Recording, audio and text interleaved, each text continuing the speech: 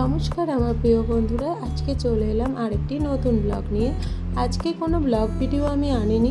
গরম কিন্তু কলকাতার তুলনায় এখানে অনেকটাই বেশি। বাইরে প্রচণ্ড পরিমাণে লু বইছে আর চারপাশটা একেবারে রোদে খাঁ খাঁ করছে। তো সেই জন্য ওদের যাতে গরমে বডি ডিহাইড্রেট না হয়ে যায়, সেই জন্য আমি কি জুস ওদের খাওয়াই সেটাই তোমাদের জন্য আজকের ব্লগে আমি নিয়ে এসেছি। আর সাথে থাকছে একটা অসাধারণ টিফিন রেসিপি, যেটা এই গরমের জন্য বাচ্চাদের খুবই ভালো। আর এখানে ও এরকমভাবে দুষ্টুমি করে যাচ্ছে। দীপ্ত স্কুল থেকে চলে এসেছে। এই সময় প্রথমে ওকে আমি জল দিয়ে দিই, আর রিশুকেও আমি বারবার করে একটু একটু করে জল দিই। ওদের এরমভাবে জল অল্প অল্প বারে বারে করে দিতে থাকি, একবারে দিই না। একবারে দিলে ওরা বাচ্চা খেতেও চায় না। এখন নিয়ে নিয়েছি কমলা লেবু, যেগুলোর গরমে নিজেদেরই অবস্থা খুবই খারাপ। তাও আমি এখানে দুটো কমলা লেবু নিয়ে নেব। আর কমলা লেবুটা জুস করার আগে এরকম হাত দিয়ে ভালো করে একটু চেপে নেব, যাতে লেবুটা একটু নরম হয়ে যায়।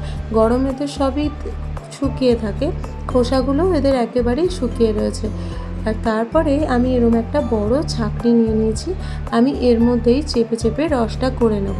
আমি কোনো রকম জুসার বা মিক্সার কোনো কিছু ইউজ করি না, হাতেই সমস্ত জুসটা বের করব। দেখো কি সুন্দর রস বেরিয়ে গেছে। আমি এখানে দুটো লেবুর রস করে নিয়েছি, যেটা ওদের জন্য যথেষ্ট। দুটো লেবুর রস আমি গ্লাসের মধ্যে নিয়ে নিয়েছি। আর দীপ্ত আর রিশুকে হাতেই দিয়ে দেবো এখন।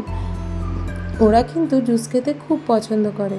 এরকম করে জুসের জন্য কে কে ওয়েট করে বলো তো, আমাকে একটু কমেন্ট করে জানিও। তোমরা এর বদলে মৌসুম্বির জুস বা লেবুর শরবতও দিতে পারো, তবে বাচ্চাদের নুন চিনি একটু কম ব্যবহার করে ভালো। সেই জন্য আমি হয় মৌসুম্বির শরবত, না হলে কমলা লেবুর শরবতই ওদেরকে দিয়ে থাকি। এটা একটু অল্প পরিমাণেই দিলাম। এরপরে ওদেরকে আমি আবার একটু তরমুজের জুস করে দেব। মাঝে মাঝে আমি একটুখানি বেলের শরবতও দিয়ে থাকি। আর কখনো কখনো এখন যেহেতু আঙ্গুর পাওয়া যাচ্ছে, আঙ্গুরের শরবতও দিয়ে থাকি। একই জুস আমি ওদের রোজ দিন দিই না, রোজ একই জিনিস দিলে ওরা কিন্তু খেতে চাইবে না। তাই আমি ঘুরিয়ে ফিরিয়ে ওদেরকে জুস দিয়ে থাকি। এখন আমি একটা তরমুজ নিয়ে নিয়েছি, তরমুজটাকে আমি জুস করে নেব।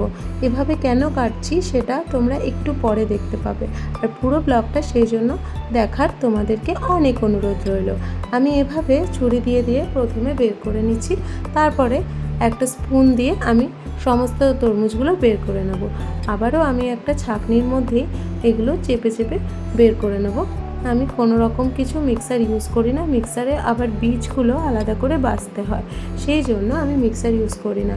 এখন আমি একটা ছোট স্পুন নিয়ে নিয়েছি, নিয়ে তরমুজের ভেতরে যা যা ছিল সমস্ত অংশটা আমি বের করে নিচ্ছি। তরমুজটাকে ওদের যদি একটু সুন্দর করে দিই, ওরা কিন্তু খুব আনন্দ পায়। আর তোমরা দেখবে ভিডিও শেষে ওরা কিভাবে এটা আনন্দ করে খাচ্ছে। তোমরাও মাঝে মাঝে এটা ট্রাই করে দেখতে পারো। আমি কিন্তু মাঝে মাঝেই পাইনঅ্যাপেলের জুসও অনেক সময় এরকমভাবেও দিয়ে দিই, ওরা কিন্তু খুব আনন্দ করে খায়। আমি একটু এভাবে কেটে নিচ্ছি। এটা কাটা খুবই সহজ, একেবারেই সময় সাপেক্ষ নয়। একটু ব্যাকা করে কেটে নিলেই এটা হয়ে যায়। আসলে সুন্দর করে শেপের তো কোনো ব্যাপার নেই, বাচ্চাদের একটু অ্যাট্রাকটিভ করে দিলে বাচ্চারা সব কিছু খেতে খুব বেশি পছন্দ করে। তাই এভাবে কেটে নিয়েছি। আর কেটে নিয়ে আমি এর মধ্যে জুসটা ঢেলে নেব। পুরোটা একেবারে পরিষ্কার করতে পারিনি, যেটুখানি হয়েছে, আর বাকিটুকু থাকলেও অসুবিধা নেই। ওর মধ্যে আমি জুসটা ঢেলে দিয়ে আমি দুটো স্ট্র দিয়ে দেবো। স্ট্র দিয়ে কিন্তু ওরা এটা খেতে খুব মজা পায়। ওরা দুজনে এখন খুব আনন্দ করে এই তরমুজের জুসটা খাবে। জুসটা পরিমাণে অনেকটাই লাগছে, কিন্তু ওরা পুরোটাই দুজনে খেয়ে নেবে।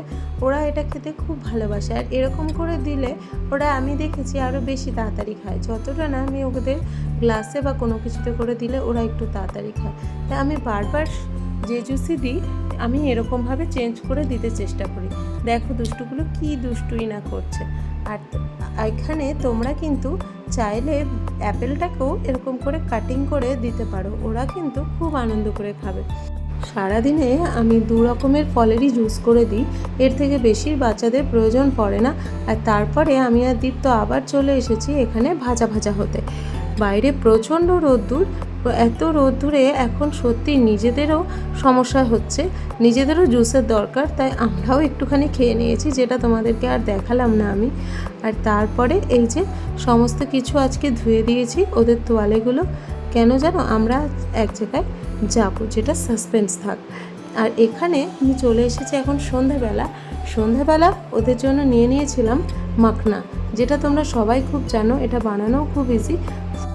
মাখনা কিন্তু বাচ্চাদের জন্য পুষ্টিকর খাবার, এতে প্রচুর পরিমাণে ক্যালসিয়াম থাকে। আর এখানে একটু মিষ্টি অ্যাড না করলে নয়, আমি সকালে খেজুর দিয়েছি, তোমরা চাইলে খেজুরটা এখনও দিতে পারো। চলো আজকের মতো ব্লগটা এই পর্যন্তই, দেখা হচ্ছে নেক্সট ব্লগে। আর কেমন লাগলো সেটা কিন্তু অবশ্যই জানিও।